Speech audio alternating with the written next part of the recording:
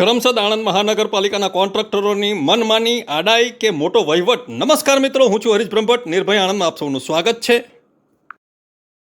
સાહેબ, આના નંબર કેમ નથી? હે નહીં, તમે ડ્રાઈવર છો ને? લાયસન્સ છે ને તમારી જોડે? કોના નામનું? તમારા નામનું?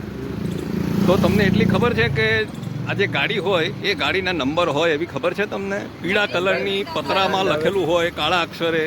નંબર છે પણ બેહાડે નહીં એમ લાગે, નવી છે એટલે ઘરે મૂકી રાખવાનો એવું? નવી લયા છે કઈ. હા, 7 લોકેશ પર બેહાડે. અત્યારે આને એક્સિડન્ટ થાય તો કયા નંબર પર આ લખાવાય કે કયા નંબરની ગાડી એક્સિડન્ટ કરીને જતી રહી? આના ડ્રાઈવર તમે છો? એનો નંબર ક્યાં છે સાહેબ? નંબર નથી, નવી ગાડી છે. એમ નહીં તો નવી ગાડી એટલે નંબર વગર છોડાયેલી છે?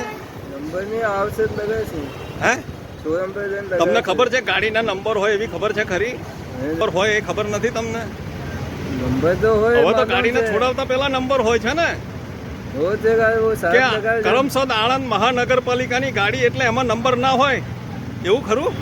તેમના સાહેબ લાલાભાઈને વાત કરતા ખબર પડી કે નંબર પ્લેટ નથી પરંતુ ચેચીસ નંબર તો છે ને, જોઈ લો પછી શું જરૂર છે.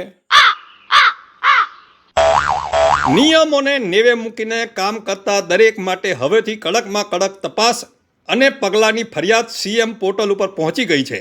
હવેથી સફાઈના દરેક કામદારોની પૂરેપૂરી વિગતો, તેમને અપાતી તમામ સવલતો, તેમના દરેકના સાધનો, તેની પૂરેપૂરી વિગત, ડ્રાઈવરો સાથેની વીમો, પાસિંગ ડેટ બધું જ જરૂરી છે અને જાણવો પણ છે.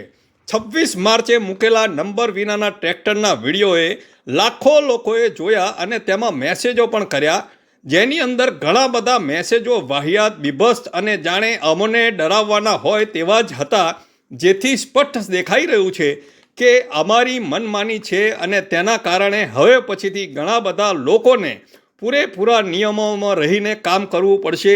તેમાં કોઈ બે મત નથી અને આ ઊભું થવાનું કારણ મનપાના વહીવટદારો, દલાલો અને વચેટિયાઓ જ છે.